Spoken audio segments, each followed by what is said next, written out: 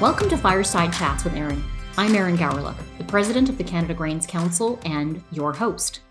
This podcast serves as a platform to explore grain sector priorities that reflect the Council's work here at home and around the world. Together, we will discuss issues and ideas with policymakers and industry influencers. And this month, we're hosting a series of conversations with our American colleagues so that together we can explore areas of common interest, including trade and innovation, among other things. Because regardless of what our political leaders say and do, we are very often aligned with our industry partners south of the border, and there has never been a better time to leverage those relationships. Joining me today is David Salmonsen. David is the Senior Director of Governmental Affairs with the American Farm Bureau Federation office in Washington, D.C. As a member of the public policy team, his responsibilities include trade policy and international issues. Prior to joining the American Farm Bureau in 1996, he was assistant to the Commissioner of the New York State Department of Agriculture and Markets. He was also Senior Director of Governmental Relations with the New York Farm Bureau. David grew up on a diversified dairy crop and vegetable farm in Manlius, New York. He graduated from the University of Albany and from the Washington College of Law. He is a member of the USDA USTR Agricultural Policy Advisory Committee. He previously served on the advisory committee for the Rockefeller College of Public Affairs and Policy at the University of Albany. He is a graduate of Class 5 of the LEAD New York program. David is a member of the American Agricultural Law Association. I didn't even know that existed, and was admitted to the bar in New York. He is the principal Washington legislative contact for several Northeastern state farm bureaus. David, thank you for stopping by for a fireside chat. Well, I'm really happy to join you today. Now, have I pronounced your last name correctly? Yes, Salmonsen. Salmonsen. Yep. My apologies, an emphasis on the L. Either way, David, thrilled to have you here. I have to admit, I'm less familiar, and I expect some of our members may be too, with the American Farm Bureau Federation. So can you talk a bit about what your association represents and the areas of focus, perhaps policy priorities? Give us an orientation to the organization. Certainly. Well, Farm Bureau has been around since it originally began in 1911 at the county level. And that is the heart of Farm Bureau, county farm bureaus. You know, there's over 3,000 counties in the U.S., and there's a Farm Bureau in 2,850 of them. So it shows you that agriculture is pretty much everywhere in America, except for the tops of the mountains and in the big cities, right? So you have all these county farm bureaus. There's what make up the state farm bureaus. And then, of course, they come together for the national organization, the American Farm Bureau Federation. And each deals with the problems at its level. County farm bureaus, local government, local issues, state farm bureaus with the states, and of course, American Farm Bureau. We focus on the actions of the federal government and how they influence our members. And our members, again, this is a voluntary, private organization, never been government funded, nothing like that. You join every year if you're a member, you pay dues every year. Those vary by states. They're not all the same, but they're enough to fund the organization, keep it going, keep it thriving, we think, and have a real impact on what's going on at the governments at all levels in the U.S. I love that. Grassroots organization feeding up to the National Association. I was first introduced to the organization when I had an opportunity to meet your president, Zippy Duval, at the North American European Agricultural Conference when it was held. I believe it's held every 2 years, and we had the pleasure of hosting that conference in Prince Edward Island in Canada in 2023. It was the first time that I've attended the conference, and it really struck me not only the level of farmer engagement, but just how much those farmers had in common.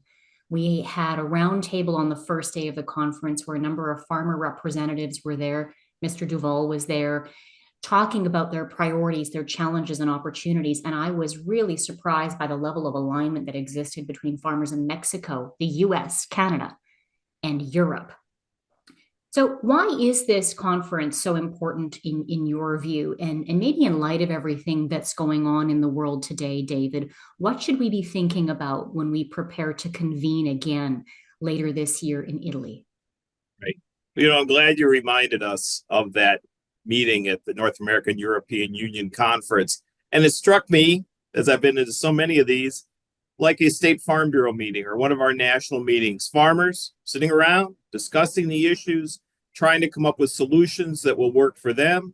And though we were from many countries, not just North America, but all the European countries, there was so much common ground and so much collaboration.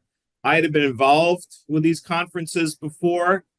This was the apex of a collaborative approach to the issues. We talked about trade, we talked about farm programs, we talked about sustainability. And I think that is what really brought the group together. We saw there's common challenges out there. And for the first one in a long time, at least back in 23, nobody was actually involved in a tussle with anybody else. There weren't ongoing trade negotiations. This was a point I think everybody stepped back, saw there were broader, worldwide issues dealing with climate, dealing with sustainability, dealing with trade, all the things we brought up. We had breakouts on animal health and other issues. And there was a lot of commonality. Farmers face the same issues, have the same tools to try to address those issues. And we all have a common challenge of trying to work with our governments to have decisions that are effective and work for agriculture and for our societies. I think the basis of what everybody said was, if you don't have a strong farm economy, if you don't have healthy farmers running healthy businesses, producing the food and other products necessary, how are you going to build and grow your economy? And so I thought, you're right. I'm glad you took us back to that, because I thought that was an excellent conference, but it was the feeling coming out of it that I thought was unique. Do you think that we're going to experience the same feeling, David, in 2025 in Italy? What do you think the mood of this year's conference will be? Yeah, I think those of us who were there will carry that in and realizing we do need to work together. Met with, of course, I talked with some people from your Canadian Federation of Agriculture folks, talked with the people with the CNA group in Mexico. In fact, we're going to be hosting here in Washington, our European friends from Copa Cogeca will be coming over in March. We'll visit with them. Everybody wants to understand what everybody else is going through. Now, we may be at a point where we have an administration that's causing more challenges for some. Early days yet, as we'll talk about, very early times. We'll probably have other issues and things to talk about, but in a way, we always talk about trade, right? We always talk about how our countries are getting along and new opportunities, whether they're trying to knock down barriers, improve economies, or they're dealing with completely new products. I mean, there's a lot of discussion among everybody about where do we go with new fuels, not just biofuels, sustainable aviation fuels. There's all kinds of new things to work on, new ways of producing. We were talking a lot. I was in a meeting just recently. We're talking about artificial intelligence, use of drones, all kinds of new technologies and approaches that a few years ago just didn't exist. We just didn't have, our farmers couldn't talk about them or use them. But here they are now. We're able to talk about these issues, find the best way to use them, try to be most effective for strong agricultural economies. And I think we'll carry that same approach into our meeting later this year. I certainly hope so, and I look forward to it. Me too. I'll see you there then. Yeah, we'll be there. Excellent. Okay, so you talked about the fact that this may be early days in the Trump administration, but I've got to tell you, we're feeling a little dizzy in Canada, keeping tabs on everything that's going on. A lot of announcements have been made, some of them with significant implications for the Canadian agriculture sector. So we're going to spend some time now unpacking some of those issues, and if anything, just walking away with a better appreciation for the Farm Bureau's perspective on some of these issues. So we'll start with the obvious one. There was an announcement that was made, a couple of weeks ago now, with respect to the implication or the imposition of tariffs on all goods coming into the United States from Canada. and Mexico. Now, I recognize that these tariffs have now since been paused, but there is a March 4th deadline that is very much looming in the background. I would love to know how your members have responded to the proposed tariffs on Canadian goods and what impact a 25% tariff on Canadian goods in particular would have on the agriculture sector in the United States. Yes. Well, we have responded, and we've sent letter to the administration, put out some press, and said, you have to be careful of how you do things. And we went through some of the impacts. Now, with 25% on Canadian imports for a particular agriculture, 85% plus of the potash fertilizer that our farmers use comes from Canada. So that would instantly make that more expensive.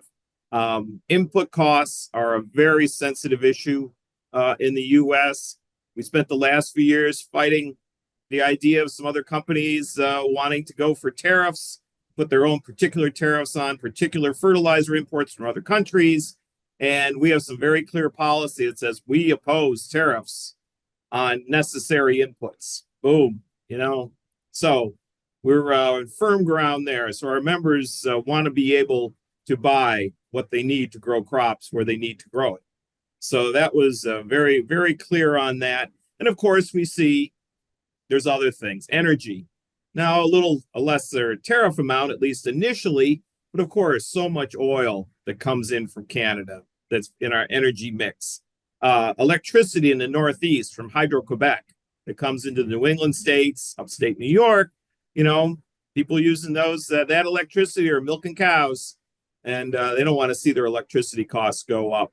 So there is this idea of, and we do that all the time in agriculture. I mean, it's a constant source of what we do at Farm Bureau, county, state, or national level, educating, let people understand the impacts on farmers, the impacts on our business people of government action. So we're having that conversation. Hopefully something can be worked out. We've been through this before in certain ways in the first Trump administration. There were tariffs put on. There was discussion. We encourage the discussion to continue. But our members know that this is a sensitive area.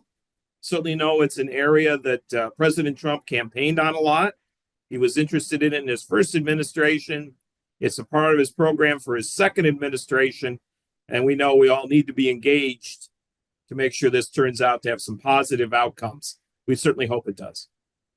Well, and we appreciate the Farm Bureau's perspective on that because I recognize that it is an influential and important voice in the United States. So we appreciate you participating in this conversation and certainly exploring the impacts that these tariffs would have for you and your members. So still on the topic of trade, David, let's hope that March 4th comes and goes and the tariffs on Canadian goods are not reintroduced, and we move into the anticipated, what we call the review, but what is increasingly likely to be a renegotiation of the USMCA, which was scheduled to take place in 2026.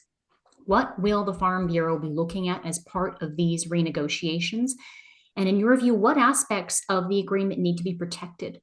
And what, if anything, needs to change? Well, at our recent convention, San Antonio, Texas, I chaired a workshop, and it was about the USMCA.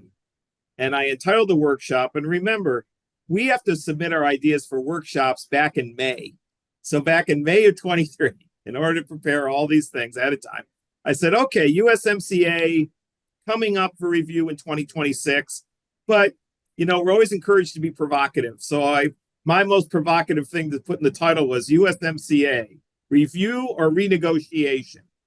Well, it couldn't have been more topical. The last week in January, room was packed. Had some terrific speakers, both from the U.S. and Canada, who were negotiators there in the first MCA. So they had some great ideas about how things worked, how things could work going forward. I think the salient point of this is, and USMCA, different than other trade agreements, I think the only trade agreement the U.S. has ever signed that has a review process. We never did that before. And there's more to it than that. If you don't agree on the review or you don't come together, then over the years, the USMCA might go away. There's a bunch of process. Anyways, I think the point of view is that We want it to continue. Certainly the US, I've been around a long time. I remember the world before the US-Canada FTA, before NAFTA. And our trade with North America has grown so much. We were maybe $8 or $10 billion in exports to Canada and Mexico combined. And now we're in the 50 plus $billion of that because we don't have tariffs, gotten those pretty much down to nothing. We have a few issues, right? Some tariff rate quotas with Canada on dairy and poultry. But we've grown. The economies have grown. Agricultural trade has grown. And we want that to continue. But the question really is this going to be a review as initially thought of? A review that's like, well, more of an administrative idea? Or is this going to be a full-blown renegotiation that potentially could open everything up?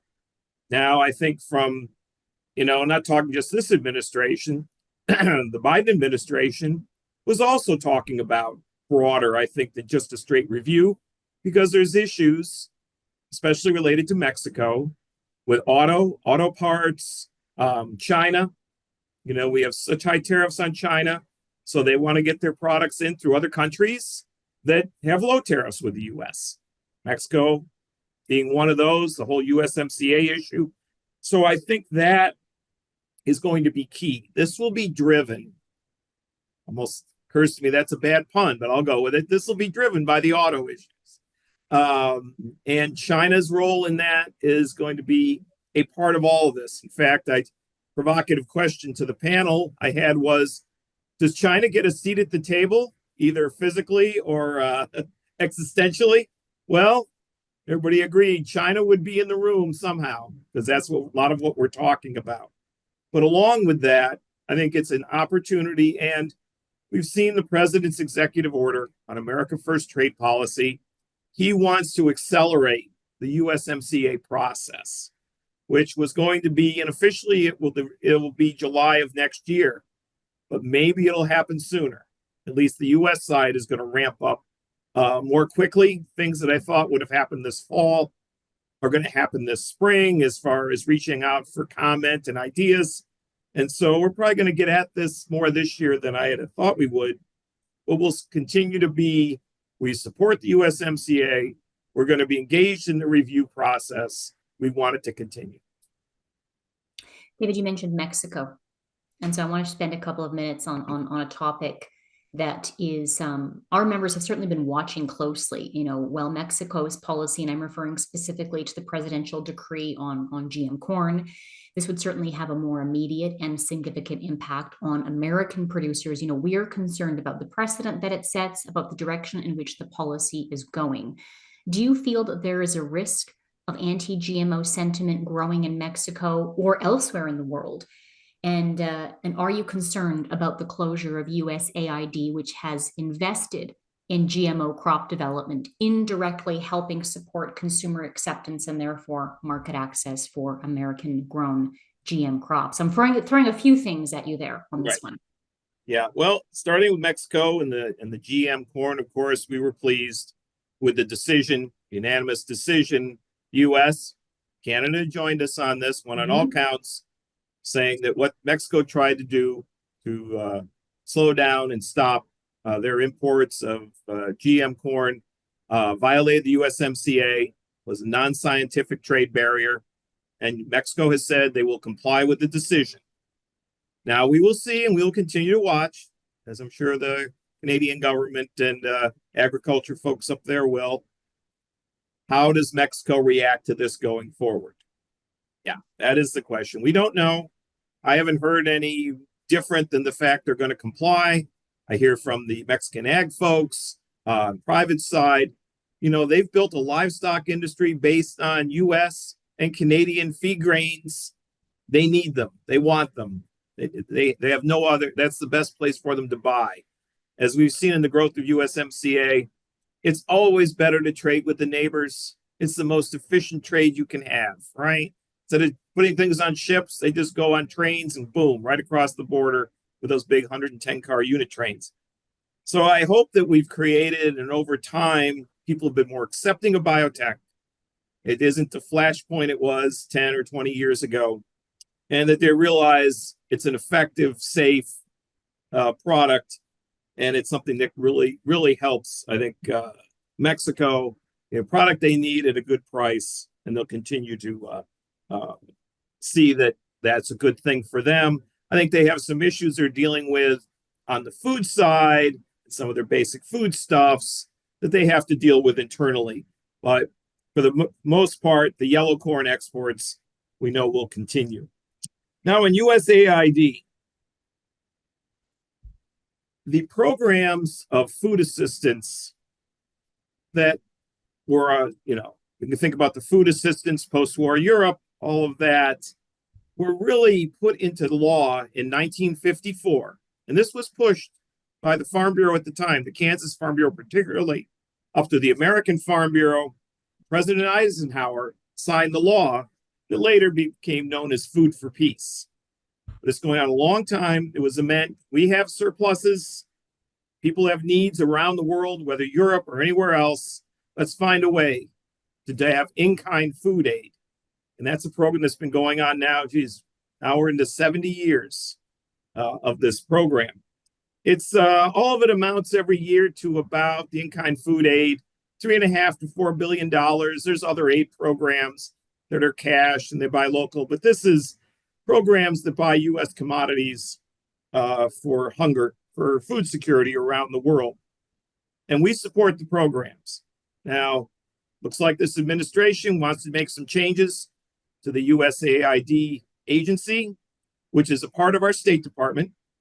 And our effort has been, as we've told the administration and published and working with our Congress, we want the programs to continue. Who runs them is important, but they need to be run. Whether it's USDA that's going to run them, whether State Department's going to take it all on, is changes in USAID. We want the programs to continue. And so these programs are authorized. The money comes through our Farm Bill, and we support the programs. So I'm sure they'll continue having some administrative change here. I'll put it that way. But we'll be steadfast in making sure these programs continue in the future. They help U.S. farmers, and just as or more importantly, they help people around the world. Okay, we'll keep an eye on that one, David. You can fill me in when I see you again in Italy this fall, and we'll see where that one's going. I can't talk to you and not have a conversation about one of President Trump's more controversial, I was going to say nominees, but he has in fact been appointed now to the position of Secretary of Health and Human Services. And I'll tell you why this is so important to us. I mean, certainly as part of Canada Grains Council within our core mandate is science-based, evidence-based policy and access to ag innovation. That's a core component of what the entire sector here focuses on, but in particular with respect to Council's work plan. And so just give me a moment here, bear with me a moment. RFK has said a number of things that would suggest that he may be even not just anti-ag innovation, but anti-ag or anti-conventional ag, referring to pesticides and herbicides as, and I quote, poison. The Farm Journal, a U.S. publication, recently released a poll which indicated that 90% of ag economists surveyed said that RFK would have a negative impact on the sector. And one such economist said, and I quote, "I fear there will be policy to restrict or limit crop protection tools currently available to producers in the U.S., and his advocacy will continue to foster division between organic and regenerative producers and more commercial producers." So for years in Canada, we've talked about the importance of regulatory harmonization with our largest and most important trading partner. That remains a priority. So with that in mind, David, how concerned should we be about the appointment of RFK Jr. as the Secretary of Health and Human Services? Yes, well, as you noted, he was put into office yesterday, supported by the Senate, sworn in. So he is now the Health and Human Services Secretary. Yes, Mr. Kennedy has a long history of pronouncements on health and food, even before he ran for president this year and now is a member of the Trump administration. I think what we will approach him with is the way we would approach every other secretary of that department. Where there's issues that we need to, we will meet with them. And we will talk about our support for science and the long history of science and risk-based standards that have served us very well in growing agriculture, in feeding our population and people around the world safely. I think we also have a lot of points that have come up recently to address.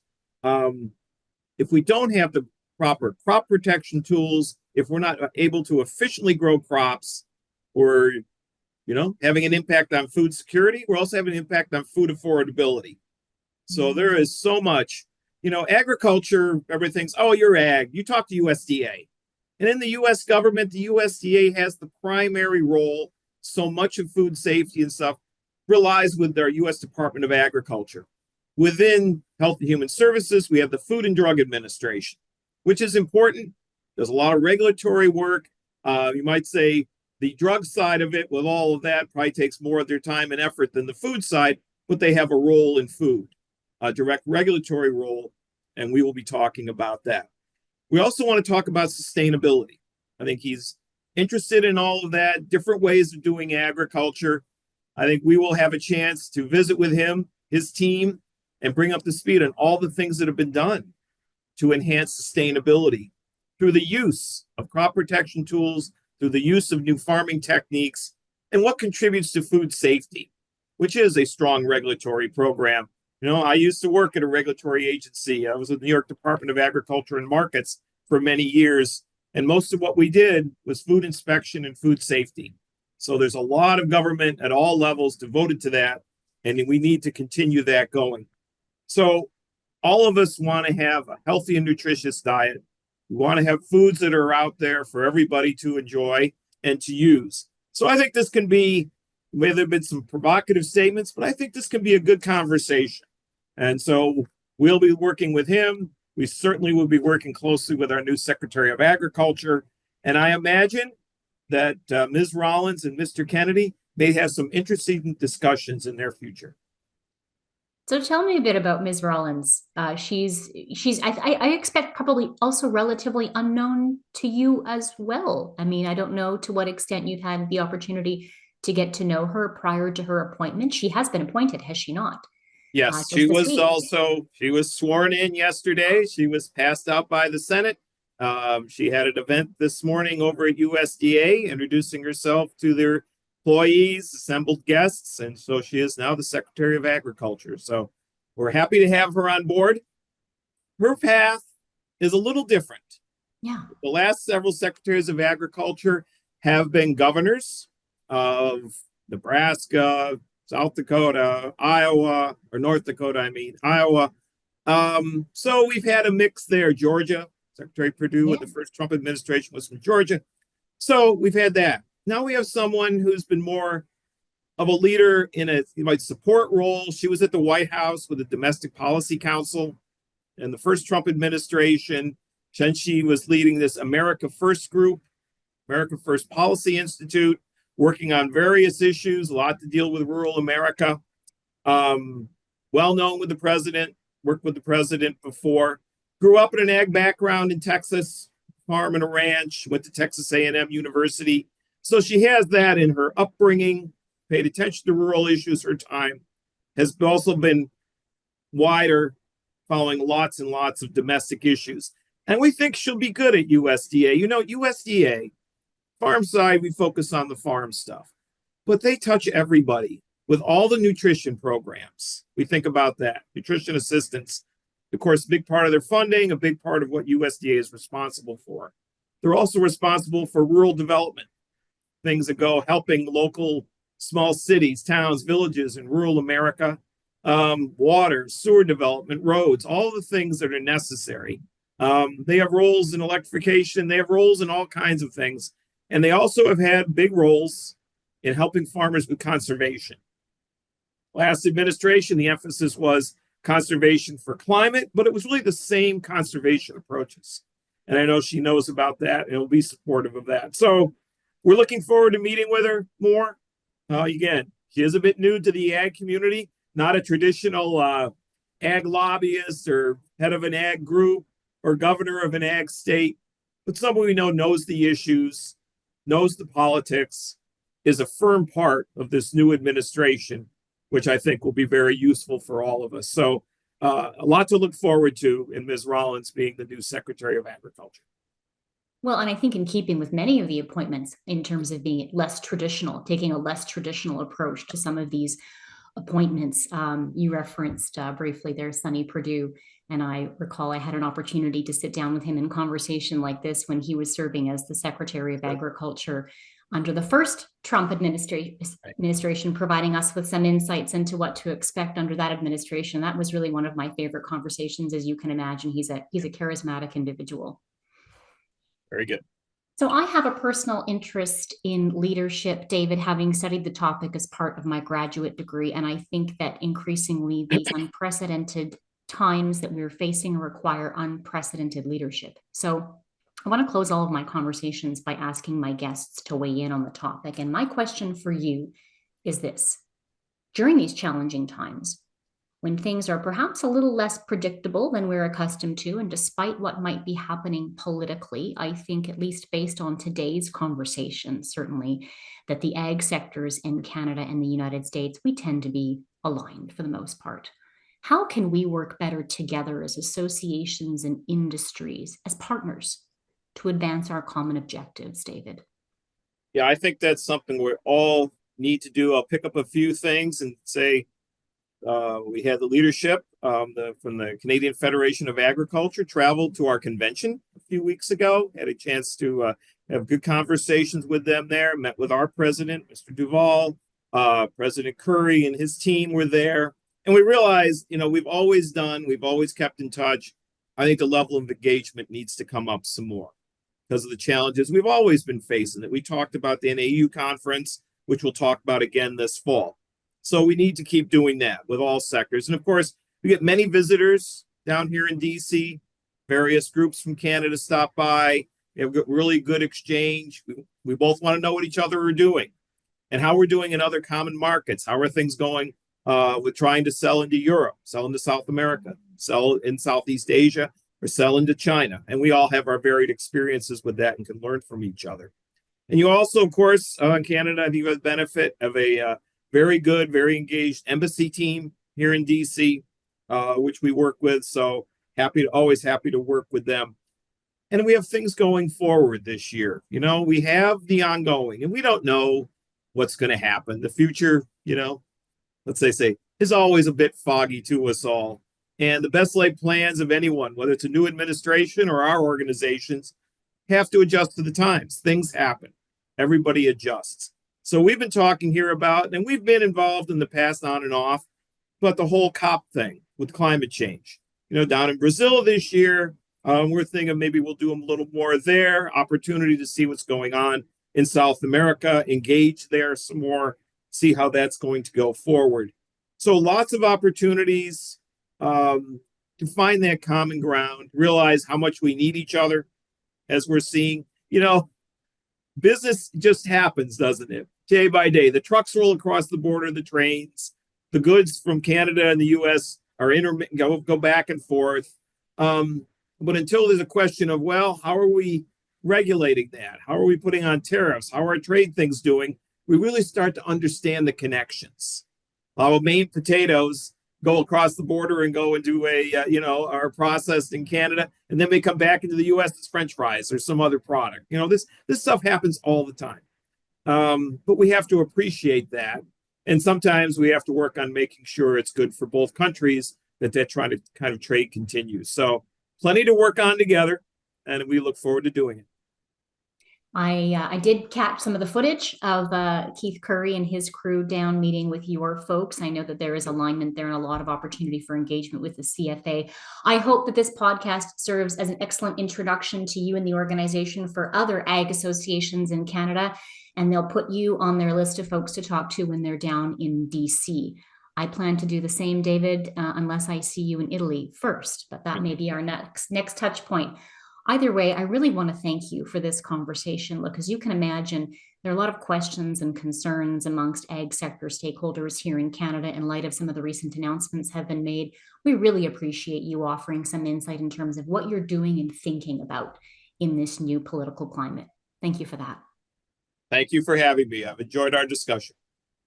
And I hope you found this episode as thought-provoking and inspiring as I did. This is the second in a 3-part series of conversations with our American colleagues. So be sure to check back next week for another great episode. And stay connected with us for more engaging conversations that delve into the heart of the grain industry. You can catch us on your favorite podcast platforms, including Spotify, Apple Music, and YouTube. Just search for Fireside Chats with Erin and hit the subscribe button so that you never miss an episode. Until next time.